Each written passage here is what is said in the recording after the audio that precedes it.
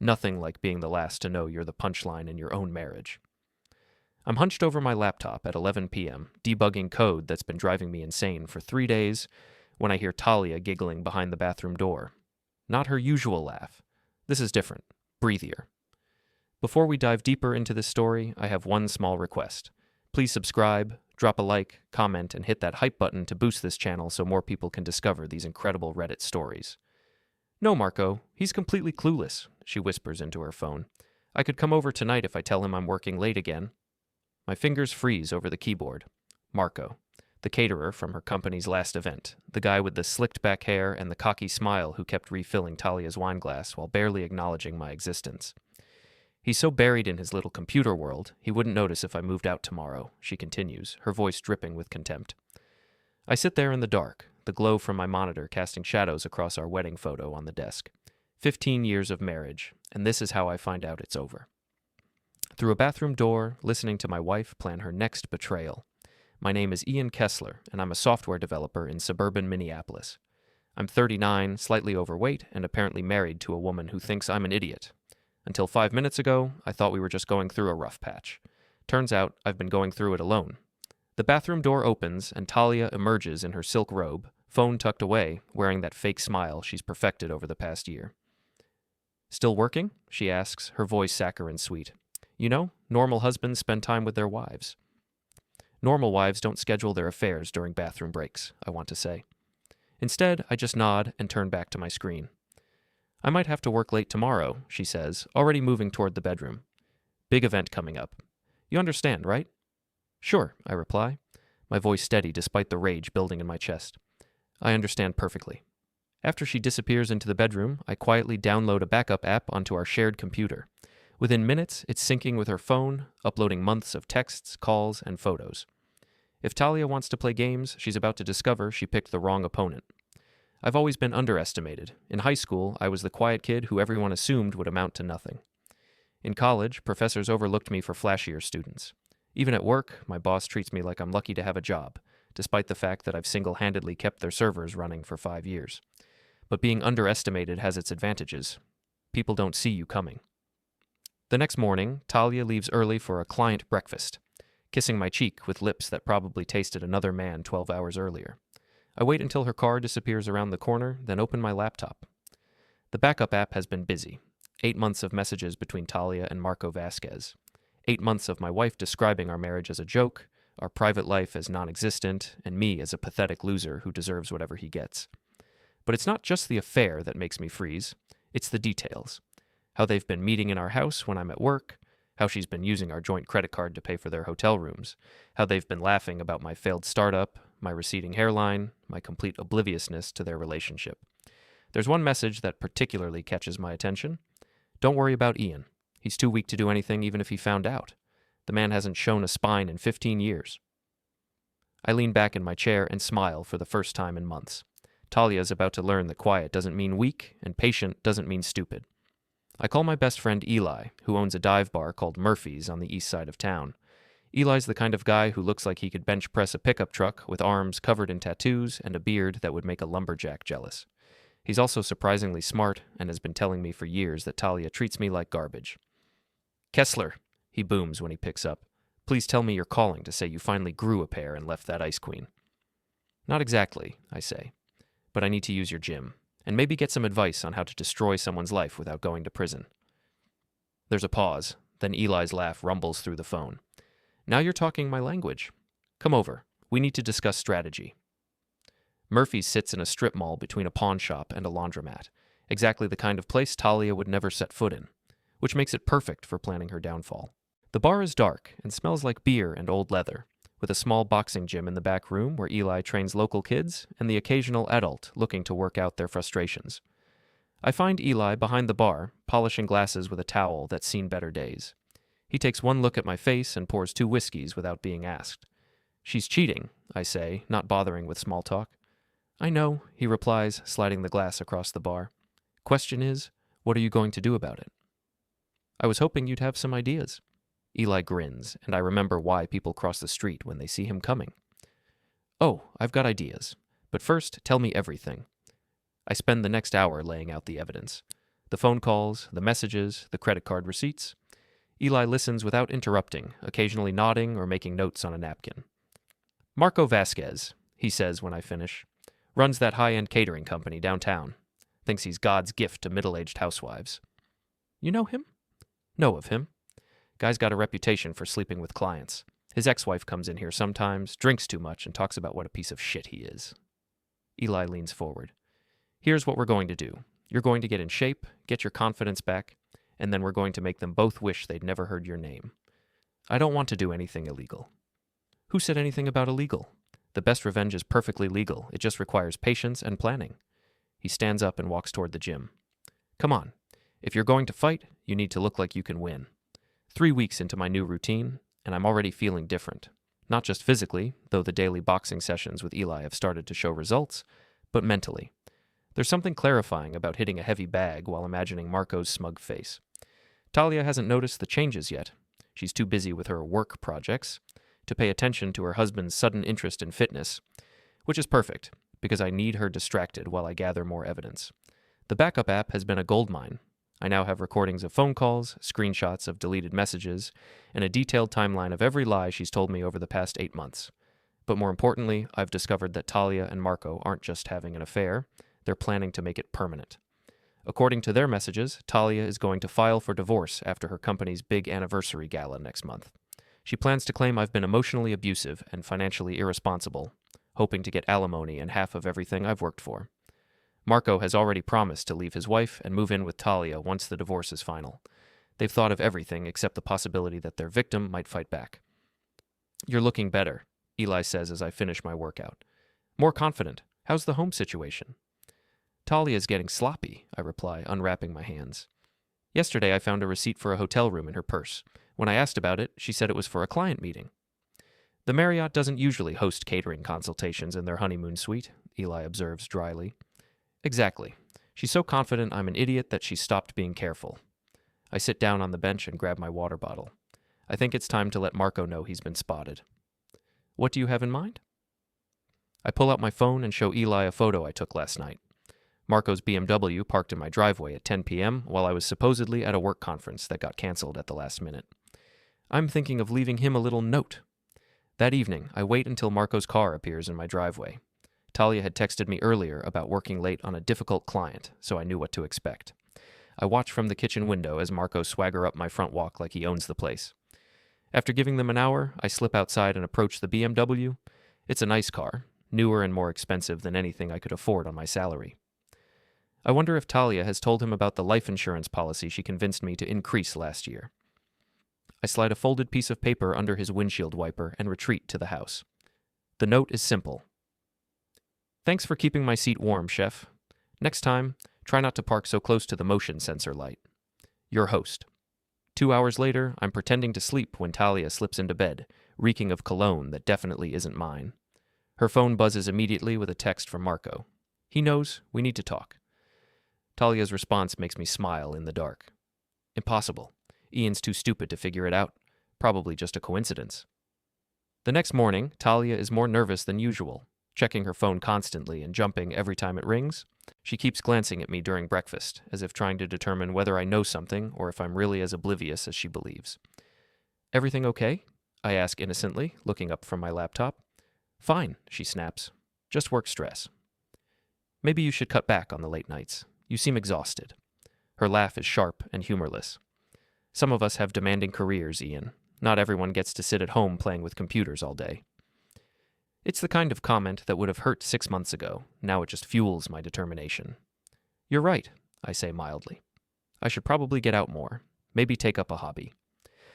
After she leaves, I call the office of Peterson and Associates, the law firm that handled our house purchase. I tell them I want to discuss updating our wills and financial arrangements. The appointment is set for next week. That afternoon, I drive to Marco's catering company. Vasquez Culinary is located in a trendy part of downtown, all exposed brick and industrial lighting. Through the window, I can see Marco directing his staff with the kind of arrogant authority that probably attracts women like Talia. I don't go inside. Instead, I park across the street and wait. At 5:30, Marco emerges and walks to his BMW. He finds the second note I left on his windshield during lunch. Hope you enjoyed last night's dessert. The motion sensor cameras certainly did. Your biggest fan. This time, Marco looks around the parking lot, his confident demeanor cracking slightly. He pulls out his phone and makes a call, probably to Talia. I can't hear the conversation, but his body language suggests it's not going well. 20 minutes later, Talia calls me. Ian, where are you? She asks, trying to sound casual. Home, working. Why? Just wondering. Listen, I might be even later tonight. We're dealing with a crisis at work. What kind of crisis? There's a pause. Just vendor issues. Nothing you'd understand. After she hangs up, I check the tracking app I installed on her phone. She's not at her office. She's at Marco's apartment across town. Time for phase 2 of my plan. I drive to Flanagan's, an upscale bar near Marco's place. It's the kind of establishment where Talia's crowd goes to see and be seen, all craft cocktails and artisanal everything. I order a beer and settle in at a table with a clear view of the entrance. At 8:15, Marco walks in alone, looking nervous and checking his phone constantly. He orders a double whiskey and downs it quickly. Perfect. I wait 10 minutes, then approach his table. Marco, right? I say with my friendliest smile. Ian Kessler. I think you know my wife, Talia. His face goes white, then recovers quickly. Oh, hey, yeah, Talia's great. We've worked together on a few events. So I've heard. I sit down without being invited. Mind if I join you? I don't get out much. Marco's trapped. He can't leave without looking guilty, but staying means enduring whatever I have planned. Sure, he says reluctantly. I signal the waitress and order another round. Talia speaks very highly of your work, I continue. She says you're very hands-on. I try to give all my clients personal attention. I'm sure you do. In fact, I was wondering if you might cater a little party I'm planning, something private, just close friends and family. Marco shifts uncomfortably. What kind of party? An anniversary celebration. 15 years of marriage. I want to invite everyone who's been important to our relationship. I lean forward. I'm thinking of having it at the country club. Really make it memorable. That sounds nice. Oh, it will be. I'm planning to share some very personal stories about Talia and me, our most warm moments, the things that really matter in a marriage. I pause. You know what I mean? Marco's hands are shaking slightly as he reaches for his drink. Listen, I should probably get going. So soon? We're just getting to know each other. I stand up and extend my hand. It was great meeting you, Marco. I'm sure we'll be seeing a lot more of each other very soon. As we shake hands, I lean in close. Oh, and Marco, next time you park in my driveway, try not to leave your business card on my nightstand. Talia must have dropped it by accident. I leave him sitting there, staring at his whiskey with the expression of a man who's just realized he's in way over his head. The drive home takes 20 minutes, giving me time to savor the moment. By the time I pull into my garage, my phone is already buzzing with frantic texts from Talia. Where are you? We need to talk. Call me now. I don't call. Instead, I pour myself a drink and wait for her to come home. She arrives 30 minutes later, slamming the door hard enough to rattle the windows. What the hell did you say to Marco? She demands, storming into the living room. I look up from my laptop with feigned confusion. Marco? Oh, you mean the caterer. Nice guy. We had a drink and talked about planning a party. What kind of party? Our anniversary party. I thought it would be nice to celebrate with all the people who've made our marriage so special. Talia's face cycles through several emotions. Fear, anger, calculation. Finally, she settles on indignation. You can't just ambush my business associates, Ian. It's unprofessional. Ambush? I was being friendly, making conversation, getting to know the man who's been working so closely with my wife. She stares at me for a long moment, trying to determine how much I actually know. There's nothing inappropriate about my relationship with Marco. Of course not, I agree. That's exactly what I told him. I said my wife would never do anything to jeopardize our marriage. She's far too smart for that. The conversation ends with Talia retreating to the bedroom, claiming she has a headache. I stay downstairs, adding today's events to my growing file of evidence. 3 weeks until the anniversary gala. 3 weeks to prepare for the performance of my life. The Riverside Country Club is Minneapolis's premier venue for high society events. All marble floors and crystal chandeliers, the kind of place where appearances matter more than reality. Which makes it perfect for tonight's performance. I'm standing in the main ballroom, watching 200 of the city's social elite mingle over champagne and overpriced appetizers. Talia's company has outdone themselves with the decorations. elegant floral arrangements, soft lighting, and a small stage where the CEO will give his speech later tonight. What they don't know is that I've made some additions to the evening's program. "You clean up nice," Eli says, appearing beside me in an ill-fitting rental tux. "Almost look like you belong here." "Appearances can be deceiving," I reply, adjusting my cufflinks. "Thanks for coming. I need witnesses for what's about to happen." "Wouldn't miss it. Where's the guest of honor?" I nod toward the far side of the room, where Talia is holding court near the bar. She looks stunning in a black cocktail dress that probably cost more than my car payment, laughing and charming potential clients with the same smile she used to reserve for me. Marco is working the room too, directing his catering staff with professional efficiency while stealing glances at Talia whenever he thinks no one is looking. They've been careful to avoid each other tonight, maintaining the pretense of a purely professional relationship. "They have no idea what's coming," Eli observes. "That's the point. Talia thinks she's won already. She filed the divorce papers yesterday, claiming irreconcilable differences and emotional neglect. Her lawyer thinks I'll roll over and accept whatever settlement they offer. And instead, she's about to discover that underestimating your opponent is a fatal mistake. At 8:30, the CEO takes the stage to begin his remarks. I listen politely as he thanks everyone for their support and celebrates the company's success. Then he introduces Talia as one of their most valued employees, praising her dedication and professionalism. The applause is enthusiastic as Talia joins him on stage, accepting a crystal award for her contributions to the company. She's glowing with pride and success, completely unaware that her world is about to collapse. "Thank you so much," she says into the microphone, her voice carrying easily across the ballroom. "This company has given me so many opportunities to grow, both professionally and personally. I've formed relationships here that will last a lifetime." She glances toward Marco, who raises his wine glass in a subtle toast. Several people in the audience notice the exchange, filing it away as harmless workplace camaraderie. "Of course, I couldn't have achieved any of this without the support of my husband," Talia continues, her voice dripping with false gratitude. "Ian has always been so understanding about my long hours and demanding schedule. He's never questioned my dedication to my work, no matter how late I stay at the office or how many weekend events I attend." More applause. I smile and nod graciously, playing the role of the supportive spouse. Several people pat my shoulder, congratulating me on having such an accomplished wife. "In fact," Talia says, her confidence growing, "I think Ian would be the first to tell you that marriage is all about trust, about believing in your partner, even when you can't be together, about having faith that the person you love would never betray that trust or take advantage of your loyalty." She's looking directly at me now, her eyes glittering with malicious satisfaction. This is her moment of triumph, publicly humiliating me while appearing to praise our marriage. The crowd murmurs approval at her touching words about marital devotion. "That's so true," I say, rising from my seat. "Nah. In fact, I'd like to add something to what my wife just said." Talia's smile falters slightly, but she can't refuse without causing a scene. "Of course, darling. Please, join me." I walk to the stage with measured steps, accepting the microphone from Talia's suddenly nervous hands. The audience settles into expectant silence, anticipating more heartfelt words about love and partnership. "Thank you, Talia. Those were beautiful words about trust and faith in marriage." I pause, looking out at the sea of faces. "You're absolutely right that I've never questioned your dedication to your work. How could I, when I've had such a clear view of exactly how dedicated you are?" I reach into my jacket pocket and pull out a small remote control. Behind me, a large screen descends from the ceiling, part of the club's standard audiovisual setup that I arranged to borrow for my presentation. In fact, I thought everyone here tonight should see just how committed my wife is to her professional relationships. I press the button.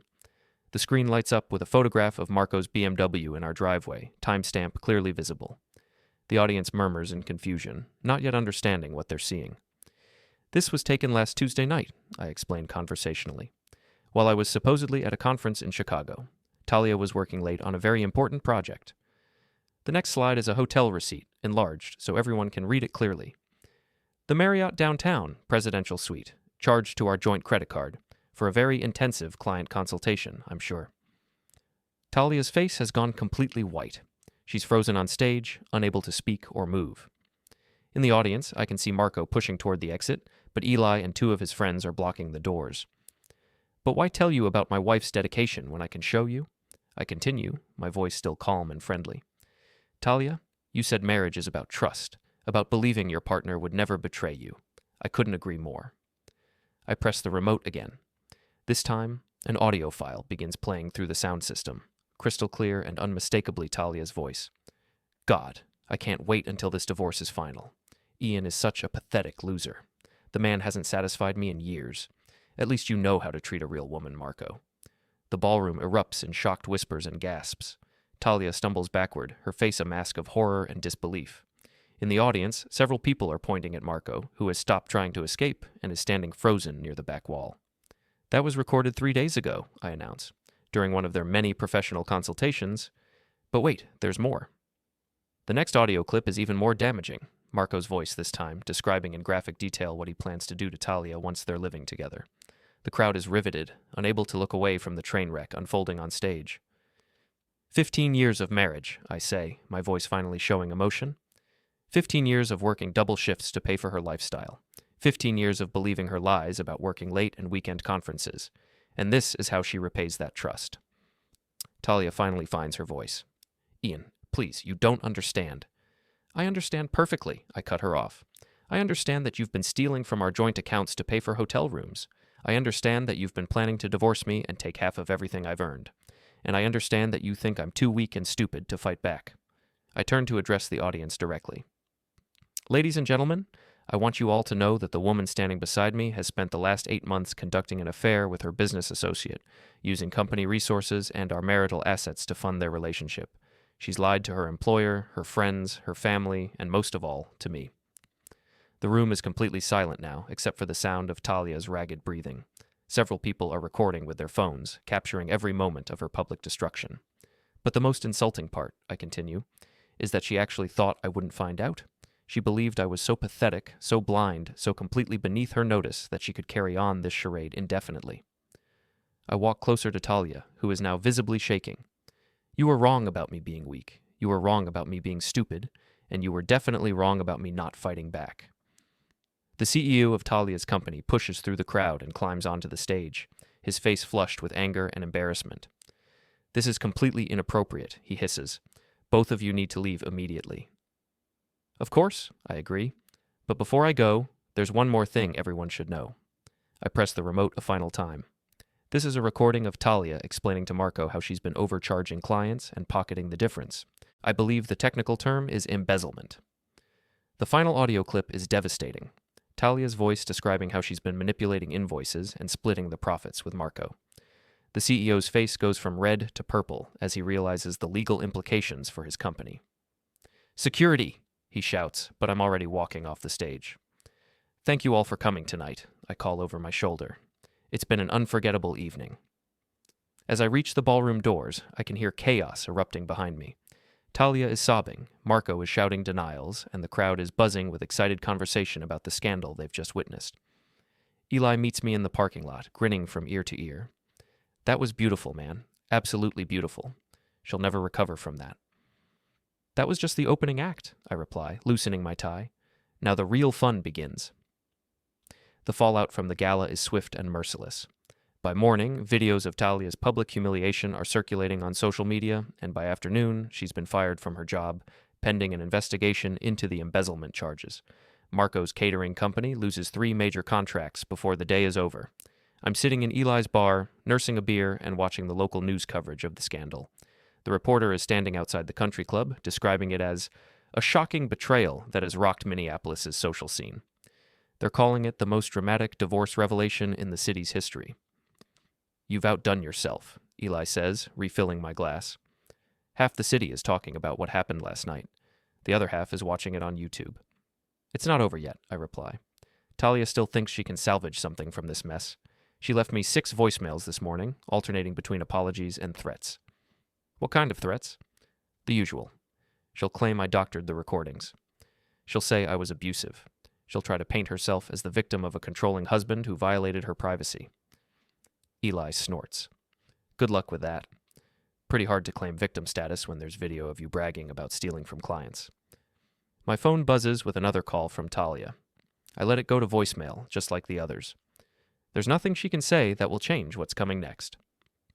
The door chimes, and I look up to see Marco entering the bar. He looks terrible, unshaven, disheveled, with the haunted expression of a man whose life has imploded in the span of 12 hours.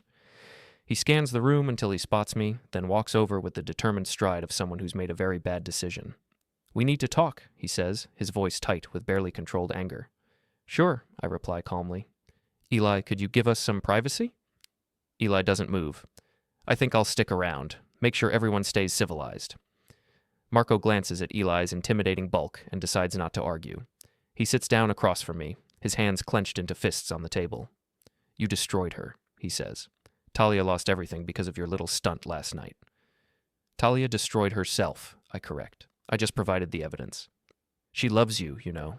Despite everything, she still cares about your marriage." I laugh, a sound with no humor in it. "Is that what she told you? That she loves me? Because the recordings suggest otherwise." Marco's face flushes red. "Those recordings were private conversations. You had no right to—" "I had every right," I interrupt. "She's my wife. She was using our joint accounts to fund your relationship. She was planning to divorce me and take half of everything I've worked for. And she was committing felony embezzlement with company funds. The embezzlement thing is complicated. You don't understand the business—" "I understand theft," I say flatly. "And I understand adultery. And I understand that you're both about to face the consequences of your choices." Marco leans forward, his voice dropping to a threatening whisper. "You think you've won. But this isn't over. Talia and I are going to fight this. We're going to prove that you're an obsessive, controlling husband who violated her privacy and destroyed her career out of spite." "Good luck with that defense," I reply, "especially when the police finish investigating the financial irregularities at her company." "What are you talking about?" I pull out my phone and show him a screenshot of an email. I sent copies of all the financial records to the district attorney's office this morning. Turns out stealing from clients is a serious crime. Who knew? The color drains from Marco's face as he realizes the implications. "You can't do this. Talia made a mistake, but she doesn't deserve to go to prison." "She made a lot of mistakes," I correct. "And now she gets to live with the consequences." Marco stands up abruptly, his chair scraping against the floor. "This isn't over, Ian. You've made enemies tonight. Powerful enemies." "Is that a threat?" Eli asks, rising to his full height. Marco looks between us, calculating his chances in a physical confrontation. Apparently, he doesn't like the odds. "Just remember," he says to me, "what goes around comes around. You won't always have the upper hand." After he leaves, Eli sits back down and shakes his head. "Guy's got some balls, I'll give him that. Stupid balls, but balls nonetheless." "He's scared," I observe. "When the investigation is complete, he's going to be facing charges too. Conspiracy, fraud, maybe even racketeering if they can prove it was an ongoing scheme." "Think he'll flip on Talia to save himself?" "Probably. But it won't matter. I have enough evidence to bury them both." My phone rings again, but this time it's not Talia. It's my lawyer, calling with an update on the divorce proceedings. "Ian, we need to talk," he says without preamble.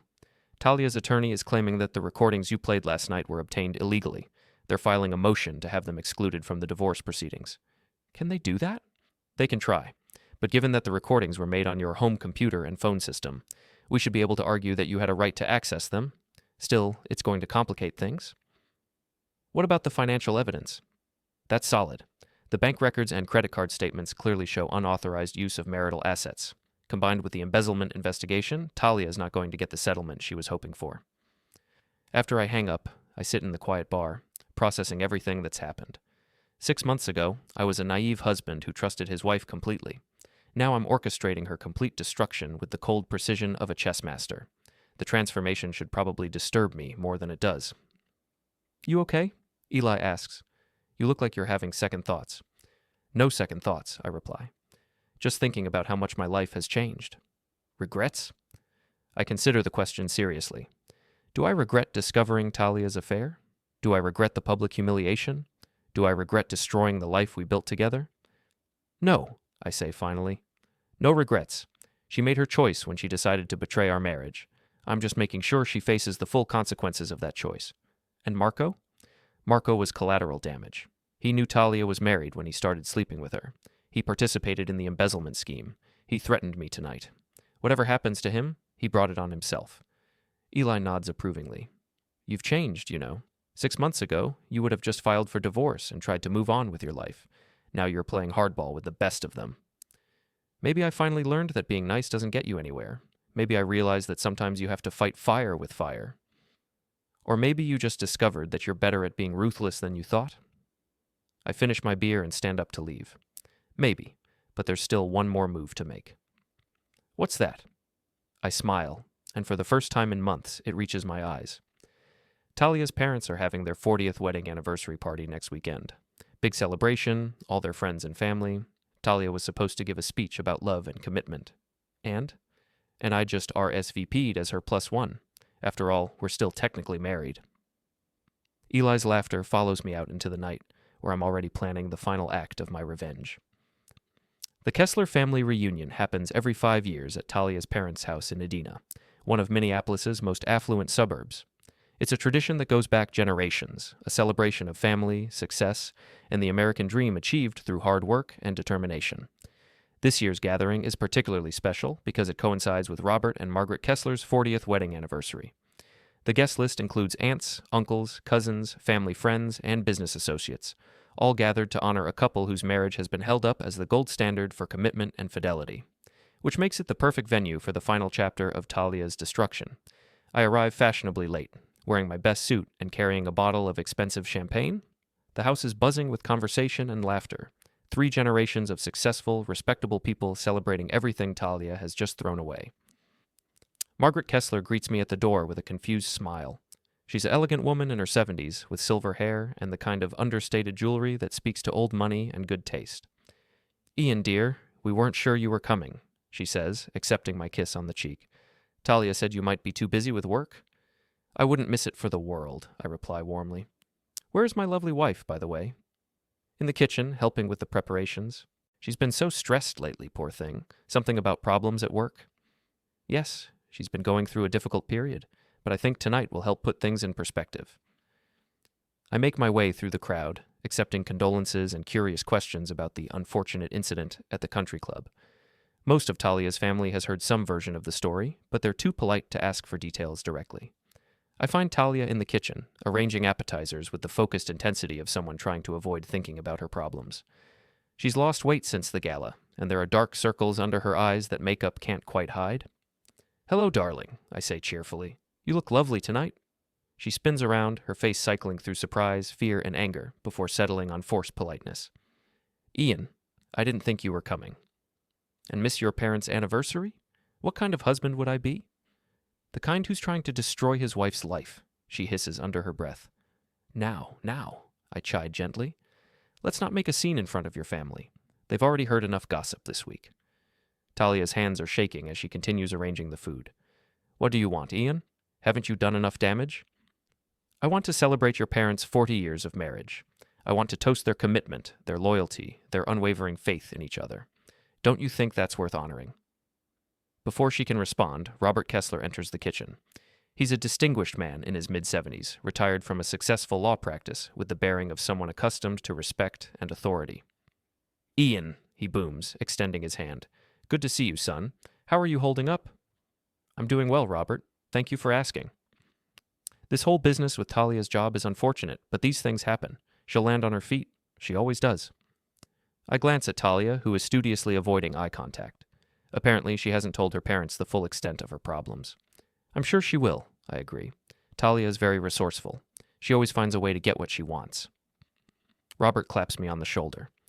"That's the spirit. Marriage is about supporting each other through the tough times. You two will work this out." After he leaves, Talia whirls on me with barely contained fury. "How dare you come here and pretend everything is normal? You've destroyed my career, my reputation, my entire life." "I've simply revealed the truth about your choices," I reply calmly. "If you don't like the consequences, perhaps you should have made better decisions. The recording were private conversations. You violated my privacy, my trust." "Your trust?" I laugh, genuinely amused. That's rich, coming from someone who's been cheating on me for 8 months. "I made a mistake," she admits, her voice dropping to a desperate whisper. "I was lonely, confused, looking for something that was missing in our marriage. But I never meant for things to go so far." "You meant every word of it," I counter. "You called me pathetic. You said I was a loser who deserved whatever I got. You planned to divorce me and take half of everything I've worked for. That wasn't a mistake, Talia. That was a calculated betrayal." Tears are streaming down her face now, but I feel no sympathy. This is the woman who laughed about my failures with her lover. This is the woman who stole from our joint accounts to fund her affair. This is the woman who thought I was too weak to fight back. Please, she whispers, can't we just end this? I'll give you the divorce. I won't ask for anything. Just stop destroying me. Stop? I shake my head. We're just getting to the good part. At that moment, Margaret Kessler appears in the doorway. Talia, dear, your father wants to start the speeches soon. Are you ready? Talia wipes her eyes and forces a smile. Of course, Mother. Just give me a few minutes to freshen up. After Margaret leaves, I lean closer to Talia. Don't worry about the speech. I've prepared something special for the occasion. What are you talking about? You'll see, but I think your family is going to learn some very interesting things about marriage tonight. 20 minutes later, the family gathers in the living room for the traditional anniversary speeches. Robert and Margaret sit in place of honor, surrounded by children, grandchildren, and friends who've known them for decades. Talia's cousin Jennifer goes first, sharing memories of family vacations and holiday celebrations. Then Robert's brother talks about the early years of the marriage, when money was tight, but love was abundant. Finally, Robert stands to introduce Talia. Our daughter has always been the family's success story, he says proudly. A thriving career, a beautiful home, a loving marriage. Talia, would you like to share some thoughts about what 40 years of commitment looks like? Talia rises on unsteady legs, her face pale but determined. She walks to the front of the room and accepts the microphone from her father. Thank you all for being here tonight, she begins, her voice barely above a whisper. My parents have always been an inspiration to me. Their marriage represents everything I've tried to build in my own life. She glances at me, her eyes pleading for mercy that isn't coming. They've shown me that marriage is about trust, loyalty, and putting your partner's needs above your own selfish desires. They've demonstrated that true love means keeping your promises, even when it's difficult. The irony of her words isn't lost on anyone who knows about recent events. Several family members shift uncomfortably, unsure whether to feel sorry for her or embarrassed by the hypocrisy. Unfortunately, Talia continues, I haven't lived up to their example. I've made choices that have dishonored not just my marriage, but the values they taught me. The room falls silent. This isn't the speech anyone was expecting. I've betrayed my husband's trust in ways that are unforgivable. I've lied to my family, my friends, and myself about who I really am and what I've done. I stand up slowly, drawing everyone's attention. Thank you, Talia. That was very honest of you. I walk to the front of the room and gently take the microphone from her trembling hands. Since we're being honest tonight, I continue, I think everyone should know the full extent of Talia's recent activities. Robert starts to object, but I raise my hand for silence. Over the past 8 months, my wife has been conducting an affair with a business associate. She's used our joint bank accounts to pay for hotel rooms and expensive gifts for her lover. She's lied about working late while actually spending time with him in our marital bed. Gasps and murmurs ripple through the crowd. Margaret covers her mouth in shock, while Robert's face turns red with anger and embarrassment. But that's not the worst part, I continue. Talia and her lover have also been embezzling money from her company, overcharging clients, and splitting the profits. The FBI is currently investigating, and charges are expected to be filed next week. The room erupts in shocked conversation. Several family members are on their feet, demanding explanations or trying to leave. Children are being ushered out by their parents, who don't want them to witness the family's public destruction. Ian, that's enough, Robert shouts, pushing through the crowd toward me. You're right, I agree. It is enough. 40 years of marriage, 40 years of commitment and loyalty, and this is how your daughter honors that legacy. I turn to address the entire room, my voice carrying over the chaos. Ladies and gentlemen, I want you all to remember this moment. Remember that actions have consequences. Remember that betrayal comes with a price. And remember that underestimating someone is the most dangerous mistake you can make. I set the microphone down and walk toward the door, leaving behind the wreckage of Talia's family relationships and social standing. As I reach the entrance hall, I can hear Talia sobbing behind me, trying to explain herself to her horrified parents. Robert is shouting about lawyers and damage control, while Margaret is crying about the family's reputation. But I don't look back. I've said everything I came to say. Outside, the cool evening air feels refreshing after the suffocating atmosphere of the house. I get in my car and drive away from the Kessler family forever, knowing that Talia will spend the rest of her life trying to rebuild what I destroyed tonight. As I pull onto the highway, my phone buzzes with a text from Eli. How did it go? I smile and type back, They wanted a villain. Guess the mask fits. Let's see who's unfaithful now.